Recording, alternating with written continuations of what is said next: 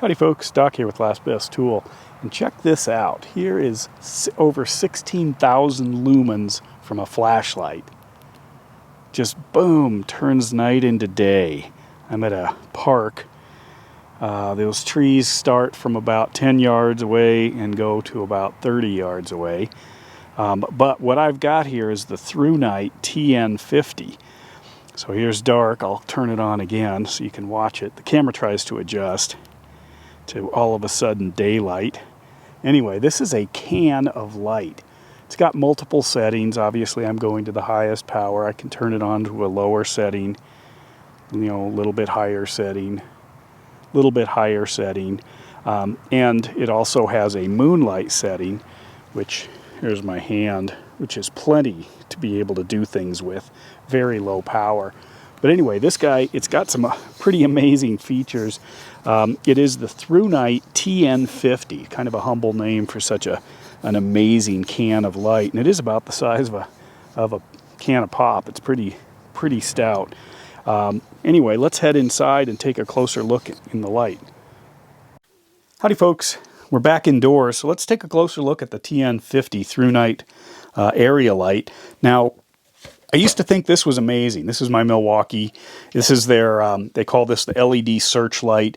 It has a very powerful, at the time, central beam, plus you could turn on an area lighting with these 4-corner LEDs. And I took this thing everywhere, and I would use it outdoors. I would, I had a couple of them. I'd set them up as camp lights. I would use them to set up tents. To inspect areas, sometimes walk ahead of vehicles to look around to see, either look for a level spot if we got the camper in, or for, edges, water, whatever it is. And I was impressed, but it's huge, it's heavy.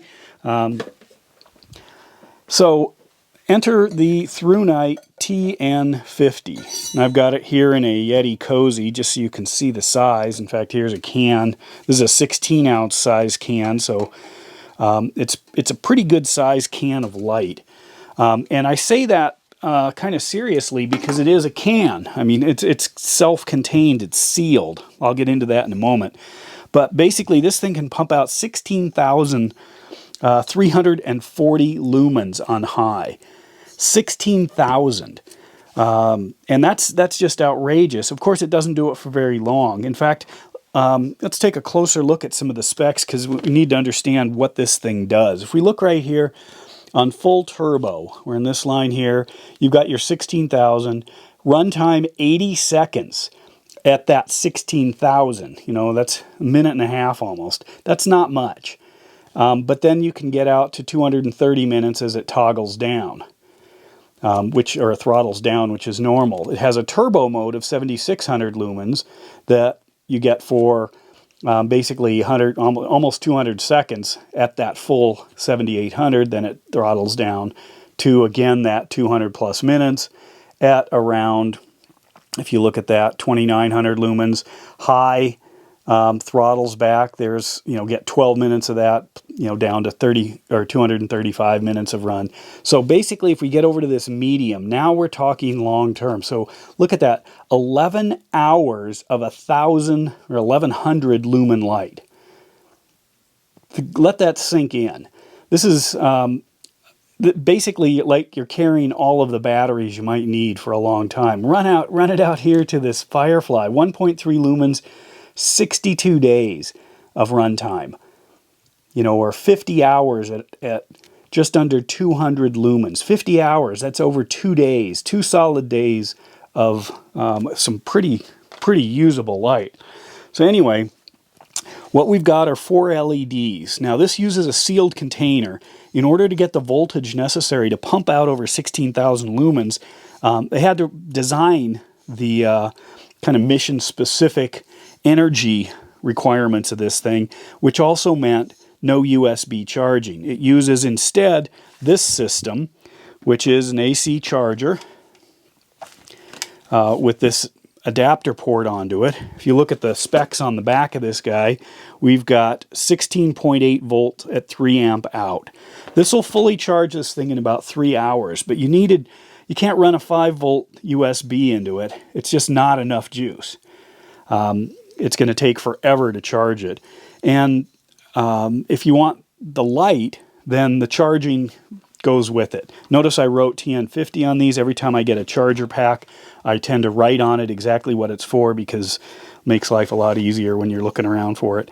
But anyway, how does it operate? Same standard kind of convention as the regular other Thrunites. This is my TN42 V2. This is a thrower, an incredible thrower. I mean, you're talking half a mile or more. This one's good to about 400 meters, but that's not really what it's for. It's for giant area lighting, as I showed in the video, or in the outside video. I've got one button here. Now that button allows 3 different interfaces.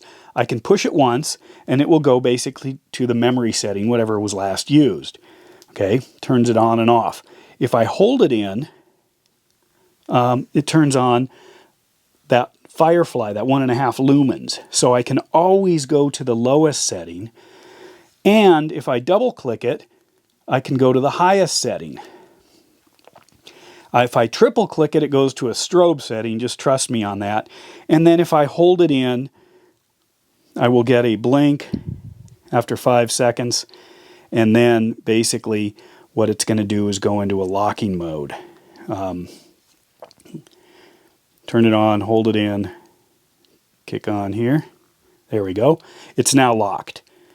So if you're traveling with something like this, you might want to do it. How do you get it out of the lock? Hold the button in, you know, and just wait. And there we go. Now we're back on. The blinking says it's back on operation. So once it's on, if I hold this down, it toggles through the different settings. I'm just simply holding the button down and then click it to turn it off. Wherever I turned it off, that's going to be the memory setting. You can see it's a solid design. It does have a lanyard loop right here. Basically just the 2 options, you know, for indexing.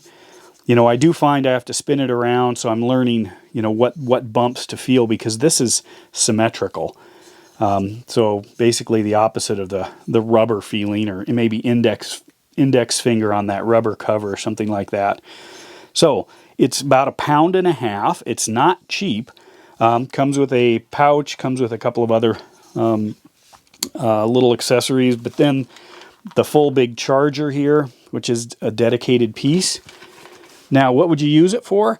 Well, in this case, it's an area light. So if you want, and it doesn't have to be the full power. That's kind of cool. Obviously, it's short-lived. Definitely could come in handy, you know, if you needed it right away. 80 seconds is a long time, you know, if you just want to light something up, especially at night.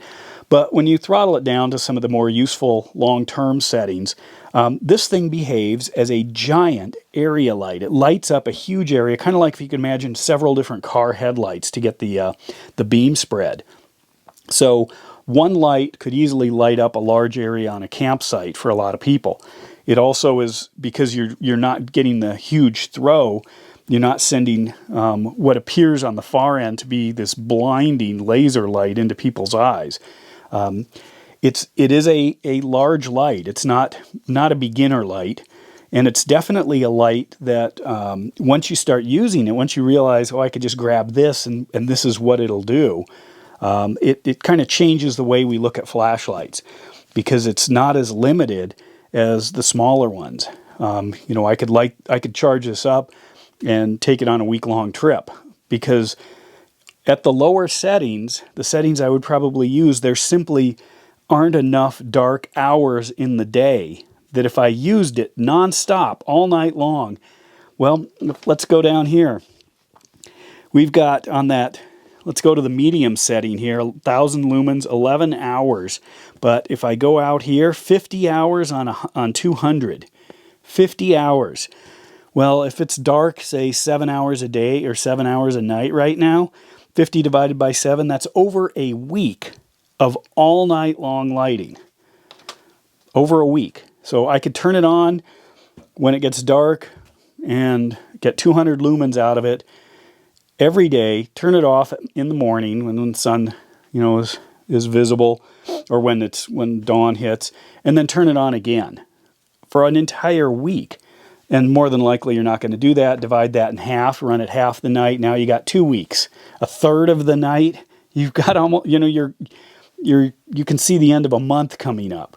So that's what I mean by it's actually full of power, full of light. It's a can of light, and it gives you some other lighting options.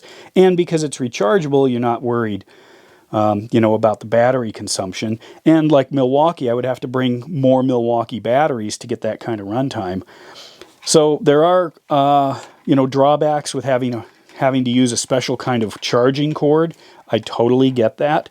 But if you want this kind of performance, you know, that's the trade-off at the moment, you know, where we are with our batteries and our LEDs, etc. Anyway, the more I use this thing, the more I carry it around, you know. Yes, it's like carrying around, you know, a can of pop, except that weighs more. It's a lot denser than water or Coke or whatever. So it actually is a commitment, but you know, to get into this space and play around, I mean, that's the entry ticket right there. Anyway, this is argued, you know, back and forth as to whether or not it's the most powerful handheld flashlight in the world. Handheld commercial light, you know, you get into arguing the lumens or the candela, which in this case, I think this one, I don't remember what the number is, kicking out just some ridiculous amount, 42,000 candela, which is another measurement of rather absolute light coming out the end, but usable light across an open space. Amazing light. Anyway, in case you want to see one, here it is. In case you want to buy one, there's a link below.